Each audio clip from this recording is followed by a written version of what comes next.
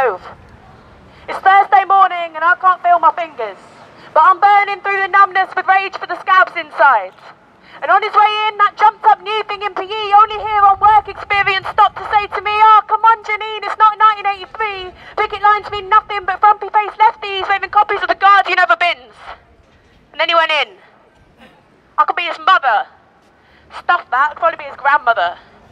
Still on this line I have drawn between them and us, I am making a mental list of all the people you should have heard of before you've allowed to step foot in the public sector. Arthur Scargill, Harvey Milk, Rosa Parks, Emily Pankhurst, God, even bloody Joan of Arc. And I set a picture of you, Mr. Gove, as the background on my phone, all pressed up and pouting at the screen, glaring your dead eyes at me.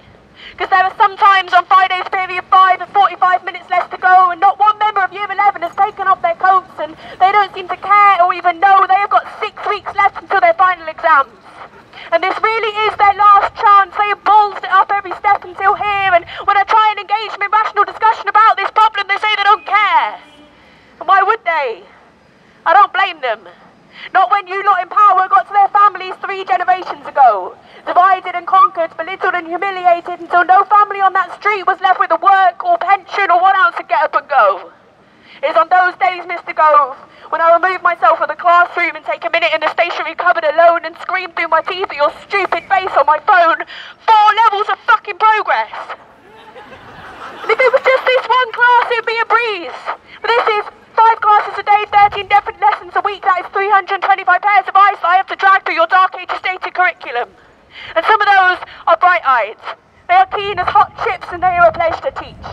But the ones whose eyes are glazed from the start, they're falling asleep at the front of my class, and well, Michael, I could sing and I could dance, but trying to get a kid to find a list of every monarch since the 14th century entertaining would tax every member of One Direction surrounded by flamethrowers projecting the faces of Henry VIII's wives into the sky. I mean, we could use our pupil premium funding to get Harry Styles in. Pay for him to have your more patriotic account of World War I tattooed across both arse cheeks. It wouldn't make anyone feel more enthusiastic about teaching this. Thank you for the Bibles, Mr. Gove. I don't think it's God we need right now. I would like you to stop opening the doors of my profession onto unqualified graduates who are unsure of their prospects and can no longer afford that self-discovery voyage to Bali, so have decided on a whim they'll turn their hands to teaching. I mean, how hard can it be? And I wouldn't mind if they had ever stepped through a classroom before. I would help them carry their wall planners and optimistic desk charts through the door. But when shell-shocked war heroes are being told that the road to recovery is 2 paracetamol in class 10B, it is no wonder that our headlines seem to follow similar themes recently. And I would like Hayley, whose dad incidentally walked out for the 10th time last week to get 1 ounce of credit for her speaking and listening. Spelling has never been her strong point, and sometimes she struggles to strengthen her argument with structure and paragraphs, but if you just gave her more time to look over her coursework and redraft, she might actually stand a chance. It is not cheating, Mr. Gove, it is editing, and I am sure War and Peace would have been a very different book without at least one glance over. And I know that your mates grew up learning Latin, and are worried if us on the ground don't start drilling it in, then it will become extinct, the Cinderella language of the elite. When you have got to get Year 7, who collectively already speak 11 languages, to grasp hold of Spanish, and to get to grips with the perfect tense in 6 weeks when you're in a season of 4 hours a fortnight.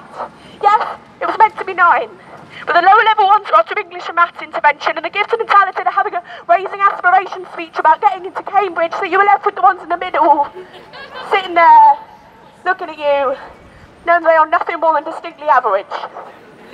It is hard work, Mr. Gove. I wish you could know.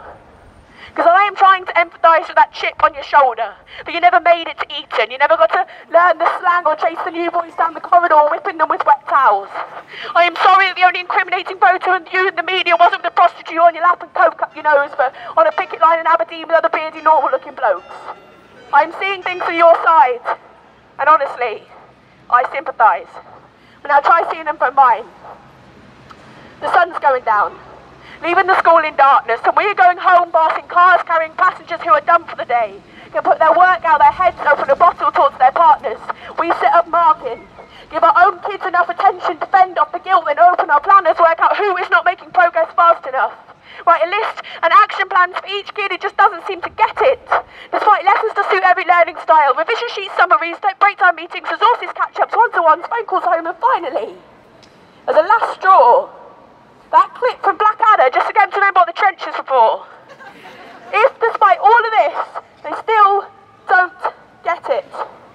Not only do we feel like we have failed, but we do not go up the pay scale.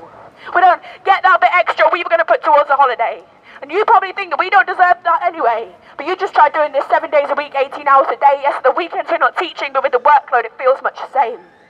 And if, after 40 years of this, you want to take my pension away, leaving me no option but to carry on till I'm 78 when I barely know my own name until eventually I drop dead in front of class 7A. Well, Mr. Gove, even if I am the only one on this picket line, I will be the one standing in your way.